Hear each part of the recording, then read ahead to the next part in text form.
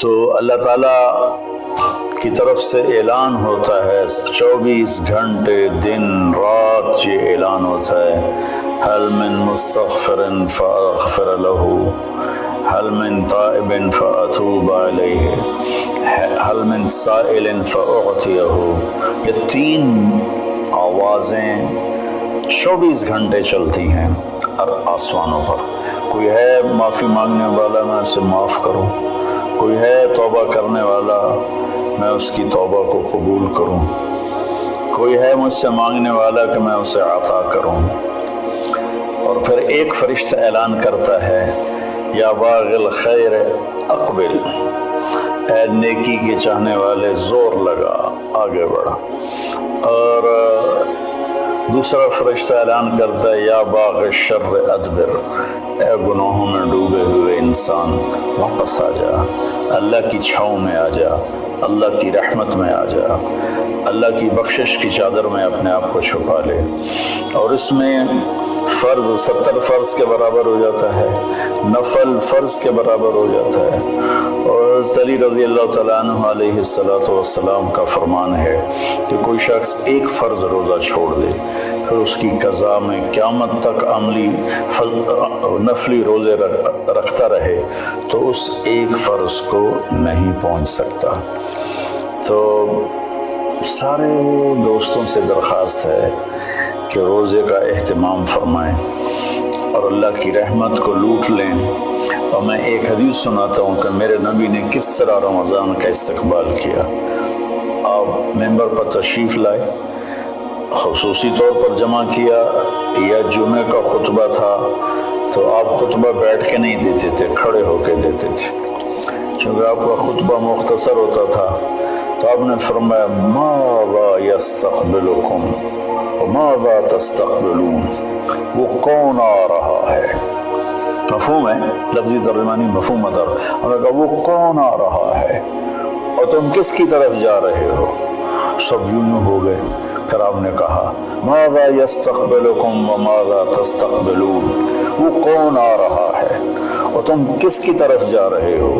سارے صحابہ میں ہلچل مچ گئی۔ تیسری دفعہ، ماذا یستقبلکم وماذا تستقبلون، وہ کون آ رہا ہے، کس کی طرف جا رہے ہو؟ سارے پیچھے مڑ مڑ کے دیکھیں، پیچھے تو کوئی بھی نہیں، تو حضرت عمر رضی اللہ تعالیٰ عنہ کھڑے ہوئے علیہ السلام۔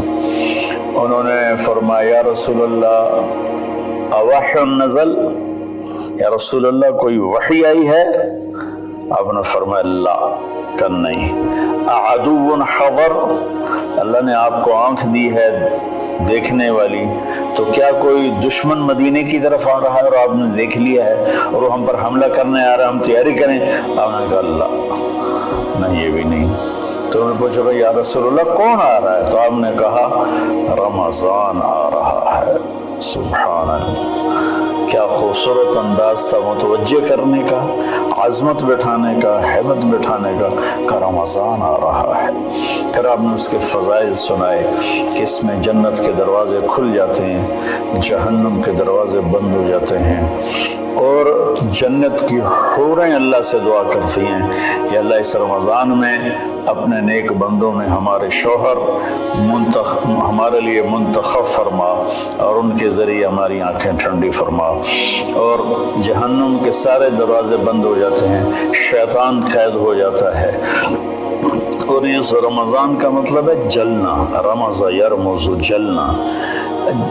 سارے مہینوں کے نام عربوں نے رکھے، محرم، صفر، ربیع الاول، ربیع الثانی سے لے کر آخر تک۔ رمضان کا نام اللہ نے قرآن میں لکھا، شہر رمضان الذی انزل فیہ القرآن، کہ یہ عرشوں پر اس مہینے کا نام طے ہوا رمضان۔ تو اس مہینے کے نام اور روزے میں کیا مطابقت ہے، ان میں جوڑ کیا ہے؟ کہ رمضان جل جانا، اس میں جب کوئی روزہ رکھنے والا روزہ رکھنے والی جب روزے رکھتا جاتا ہے تو اس کے گناہ پچھلے سال کے جلتے جاتے ہیں جلتے جاتے ہیں جلتے جاتے ہیں، یہاں تک اللہ جیسے لوہے کو صاف کیا جاتا ہے آگ سے، اور دھاتوں کو صاف کیا جاتا ہے آگ سے، اور ظاہری میل کو صاف کیا جاتا ہے پانی سے، تو پورے سال میں جو گندگیاں ہمارے اندر گھس جاتی ہیں، کبھی حسد، کبھی بغض، کبھی کینہ، کبھی کچھ کبھی کچھ، تو اللہ تعالیٰ اس کو اندر سے کھینچ کے باہر نکال کے صاف کر دیتا ہے۔ اور عید کی رات کہتا ہے کہ فرشتوں سے جن مزدوروں نے مزدوری پوری کر دی ہو تو اس کا کیا، اس کے ساتھ کیا ہونا چاہیے، تو سب نے عرض کیا اس کو مزدوری ملنی چاہیے، تو پھر اللہ تعالیٰ فرماتے ہیں تم گواہ رہو، میرے بندوں نے دن میں روزہ رکھا، رات کو قیام کیا اور میرا قرآن سنا، میں اس مزدوری کے بدلے ان کے سارے گناہ معاف کرتا ہوں۔ تو میری درخواست ہے تمام بہن بھائیوں سے کہ ہم اس کی تیاری کریں۔ ایک تیاری ہوتی ہے ظاہری جو ہم چیزیں اکٹھی کرتے ہیں، ایک تیاری وہ ہے جس کے بغیر ہمارا روزہ قبول نہیں ہوگا۔ میرا نبی کا فرمان ہے 4 آدمی ایسے ہیں جن کی لیلۃ القدر میں بھی بخشش نہیں ہوتی تو رمضان کی باقی راتیں تو اس سے ادنا ہیں، کہ 4 اگر قسم کے گناہ چاروں کسی میں ہوں یا ایک کسی میں ہو، بخشش نہ ہونے کا مطلب یہ ہے کہ اگر وہ توبہ نہیں کرے گا تو اس کا روزہ اس سے معافی نہیں دلا سکے گا۔ توبہ کرنے پر تو کفر معاف ہو جاتا ہے، توبہ کرنے پر تو شرک معاف ہو جاتا ہے، ہر بڑے سے بڑا گناہ معاف ہو جاتا ہے۔ اور اللہ کی رحمت کا بتاؤں، میرے نبی کا فرمان ہے ما اصر من استغفر وین عاد فی اليوم 70 مرۃ۔ چند دن پہلے ایک نوجوان نے مجھے فون کیا، مولانا بڑی توبہ کرتا ہوں پھر گناہ ہو جاتا ہے، 10-15 دن سے اوپر نہیں گزرتا ہے پھر گناہ ہو جاتا ہے، پھر توبہ کرتا ہوں تو یہ توبہ کا مذاق ہے، میری بخشش نہیں ہوگی۔ وہ دوڑ رونے لگا ٹیلی فون پر۔ تو جب تھوڑا اس کے آنسو روکے تو میں نے اس کا بیٹا تو میں ایک حدیث سناتا ہوں کہ میرے نبی کا فرمان ہے جو دن میں 70 دفعہ توبہ توڑے، اور 70 سے مراد 10 7 70 نہیں، عربی میں 70 سے مراد ہوتا بے شمار۔ میرے نبی نے فرمایا کہ جو دن میں 70 دفعہ توبہ توڑے اور پھر توبہ کر لے سچے دل کے ساتھ، تو میرے رب کی نظروں میں وہ محبوب ہے، وہ اس کا پیارا ہے، چاہے وہ بار بار توبہ توڑتا ہے لیکن اس کے بعد وہ روتا ہے، معافی مانگتا ہے، اور آخری سانس تک اللہ نے توبہ کا دروازہ کھلا رکھا ہے۔ باب التوبۃ مفتوح ما لم یغرغر، جب تک گلے کا وہ گھنگرو بند نہیں ہوتا اس وقت تک اللہ تعالیٰ بندے کی توبہ کے لیے دروازہ کھول کے بیٹھا ہوتا ہے۔ موت نظر آنے لگے پھر کہے یا اللہ میری توبہ، تو وہ قبول نہیں ہے، لیکن اس سے 1 منٹ پہلے اسے پتہ نہ ہو تو وہ توبہ کر لے تو اللہ اس کی توبہ معاف کرتا ہے۔ میں ایک دفعہ جماعت میں گیا نواب شاہ، تو ایک گھر میں بڑے وڈیروں کو اکٹھا کیا، تو آخر میں توبہ کراتا ہوں، کہو یا اللہ میری توبہ، یا اللہ میری توبہ، یا اللہ میری توبہ۔ تو اس میں ایک وڈیرا صاحب تھے، بڑی بڑی مونچھیں تھیں، بڑا ہیوی ویٹ، ان کی آواز سب سے بلند تھی، یا اللہ میری توبہ، یا اللہ میری توبہ، یا اللہ میری، اور ساتھ رو رہے تھے زار و قطار۔ واہ میرے رب، یہ بیان تھا ظہر سے پہلے۔ وہ گھر گئے ہیں اور رات کو ان کو ہارٹ اٹیک ہوا اور ان کا انتقال ہو گیا۔ ساری زندگی نافرمانی میں تھی، مجھے لوگوں نے بتایا کہ وہ بڑے کوئی اچھا زندگی کا رخ نہیں تھا، لیکن میں یقین سے کہتا ہوں کہ اس دن کی ان کی توبہ نے ان کو اللہ کی بارگاہ میں محبوب بنا دیا، مقرب بنا دیا۔ تو میں صرف 4 باتیں ہیں میرے بھائی بہنوں۔ ایک ہے مدمن خمر، جو مستقل شرابی ہو اور شراب کا عادی ہو، اس کی رمضان کے روزے سے بخشش نہیں ہوتی۔ عاقل لوالدیہ، جو والدین کو پرزے کر دے، والدین کا اونچا بول کبھی کبھی بولا جاتا ہے، کبھی بدتمیزی ہو جاتی ہے، اس کو نافرمانی نہیں کہتے۔ جو اپنے والدین کے دل کے ٹکڑے آنکھ پھاڑنے کو کہتے ہیں، یہاں اللہ تعالیٰ نے، اللہ کے نبی نے نافرمانی کا لفظ استعمال نہیں کیا، بلکہ حقوق کا مطلب کسی چیز کو پھاڑ کے پرزے کر دینا۔ تو جو ماں باپ کو اتنا زخمی کرے کہ ان کی آہیں نکلیں، ان کے آنسو نکلیں، اس کی بھی بخشش نہیں ہوگی۔ تیسرا، جو قاطع الرحم، جو رشتہ داروں سے لڑتا رہتا ہو، کسی سے نہ بنا کے رکھے، نہ بھائی سے، نہ بہنوں سے، نہ چاچے سے، نہ مامے سے، ماں اور باپ کی طرف سے جتنے رشتے ہیں وہ رشتے ذوی الارحام کہلاتے ہیں۔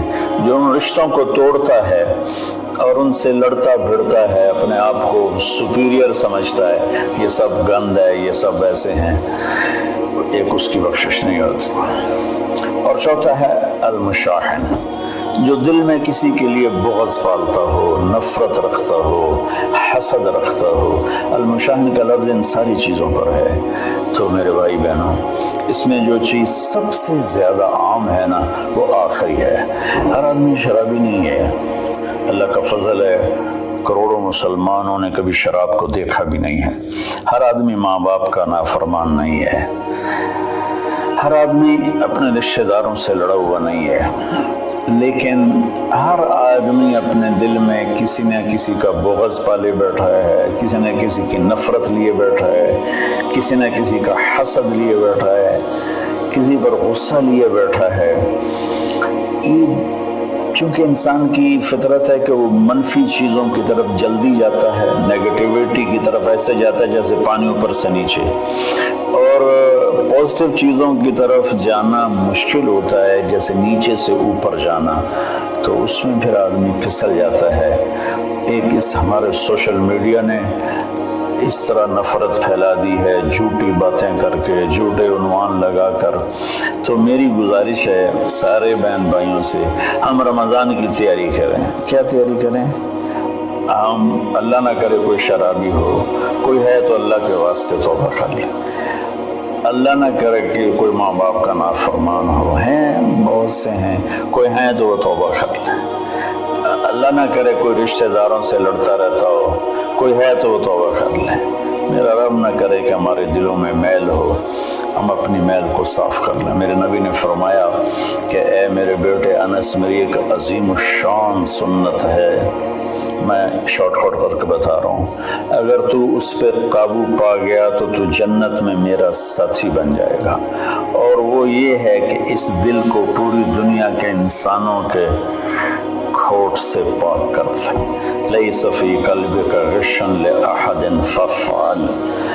تو اس آخری مضمون پر میں گزارش کرتا ہوں، اپنی بات بھی ختم کرتا ہوں، کہ ہم ایک دوسرے کو معاف کریں۔ چونکہ ہمارا ملک تقسیم ہے بہت سے طبقات میں، مذہب کے نام پر بھی بے شمار طبقات ہیں اور نفرت سے بھرے ہوئے ہیں، سیاست کے نام پر بے شمار طبقات ہیں، نفرت سے بھرے ہوئے ہیں، قوم کے نام پر، زبان کے نام پر، اور باہمی آپس کی رنجشوں کے نام پر، چھوٹی چھوٹی باتوں پر پورا پاکستان پھرا ہوں اور کئی دفعہ پھرا ہوں۔